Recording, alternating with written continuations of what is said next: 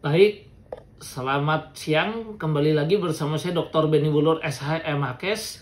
Jadi ada beberapa orang juga yang mulai menghubungi saya sehubungan dengan kasus kopi sianida Jessica ya. Pak Benny kan dulu pernah bikin katanya mengenai analisa dan sedikit pendapat. Nah, tolong dong berpendapat lagi sesudah Jessica bebas. Nah, bebas bersyarat ya sebetulnya di sini. Nah, jadi di sini saya mau menjelaskan mengenai hukumnya saja. Ya, karena saya sebagai seorang lawyer, tentu saya akan jelaskan hukumnya saja. Jadi, yang disayangkan menurut saya begini.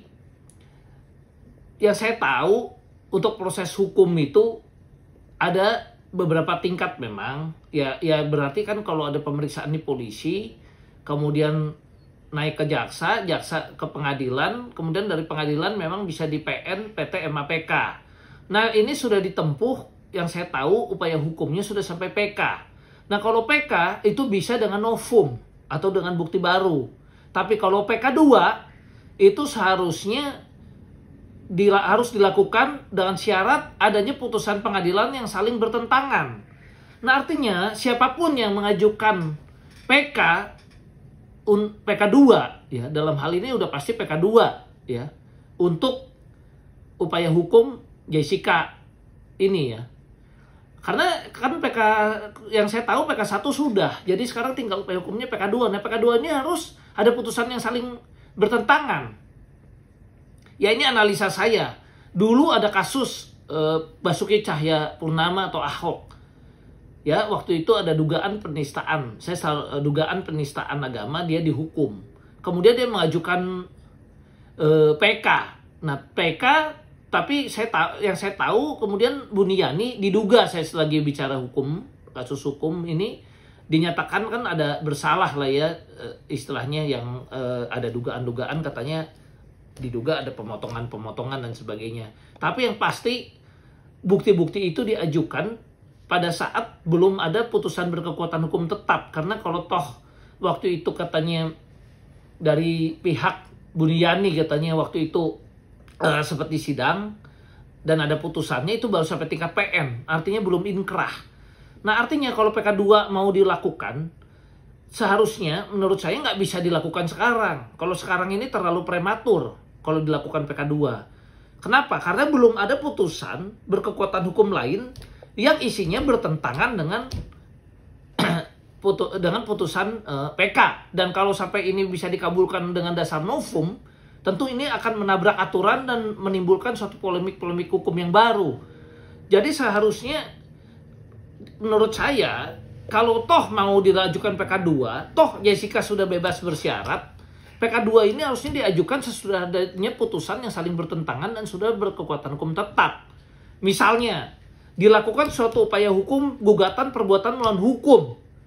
Misalnya, kalau diduga si X pelakunya, berarti dilakukanlah gugatan perbuatan melawan hukum itu terhadap si X. Dikabulkan oleh hakim, maka putusan yang sudah berkekuatan hukum tetap inilah yang dijadikan dasar PK2.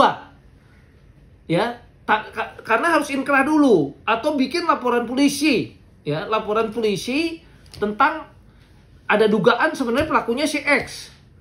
Ya, ditemukan pelaku yang sebenarnya kan, keluar putusan bahwa yang bersalah harusnya si X, bukan Jessica. Nah, dengan adanya putusan yang saling bertentangan dan berkekuatan hukum tetap, itulah baru bisa diajukan PK2. Baru menurut saya dilakukan upaya hukum PK2.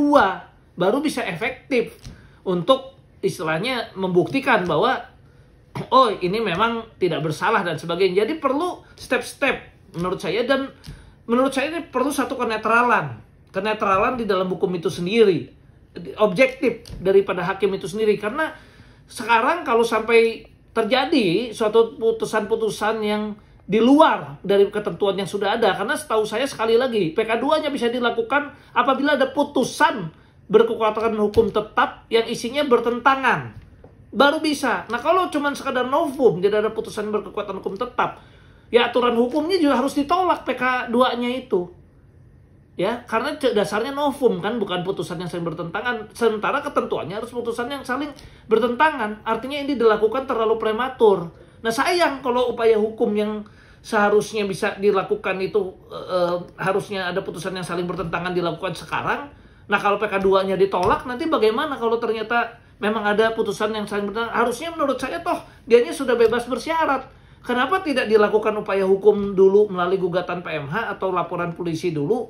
Kalau sampai nanti dapat misalnya pelaku sebenarnya dan sebagainya, ada putusan betul-betul yang saling bertentangan sehingga memenuhi syarat untuk dilakukan PK2, baru PK2.